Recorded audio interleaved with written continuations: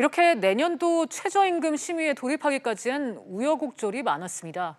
최저임금 결정 방식이 일단락되면서 이제 관심은 내년도 최저임금에 쏠리고 있는데요. 취재기자와 자세히 얘기 나눠보도록 하겠습니다. 이현승 기자 나와 있습니다. 이 기자, 결국 네. 올해는 기존 방식대로 심의를 하게 됐죠. 네. 왜 이렇게 난항을 겪은 겁니까? 일단 정부가 이원화 개편안을 국회에 제출한 게 지난 1월이었습니다. 지금이 5월이니까 한 넉 달 정도를 국회 통과를 계속 시도를 했었는데요. 이 패스트트랙 등 여야 갈등이 심화가 되면서 국회가 정상화되지 못하자 지금의 상황까지 다다르게 된 건데요. 결국은 올해 말씀하신 대로 기존 방식대로 심의를 하게 됐지만 이 최저임금 개편안 자체는 최저임금의 급격한 인상에 대한 일종의 반성으로 해석되고 있습니다. 네.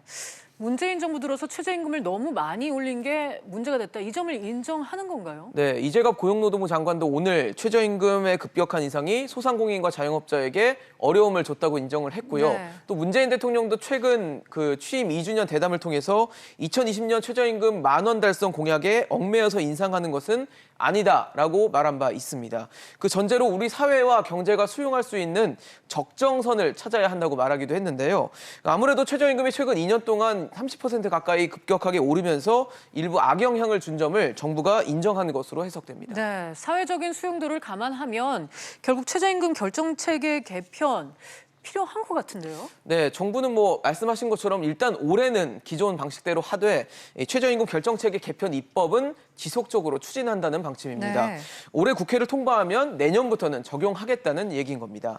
그러면 내년부터는 최저임금의 인상 이 구간이 생기면서 어느 정도 사회적 수용도를 반영할 수 있을 것이라는 게 정부 측 기대입니다. 그리고 개편안이 적용되지 않은 올해도 어느 정도의 속도 조절은 이루어질 전망입니다. 네, 속도 조절이 된다면 내년도 최저임금은 얼마나 오를까요?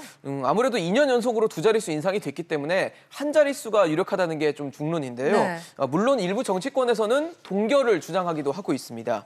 최저임금위원회에서 최저임금을 심의하는 구조를 보면요. 노사가 각각 최저임금 인상안을 제출을 하고 이를 조율하는 방식으로 최저임금이 결정이 되는데요.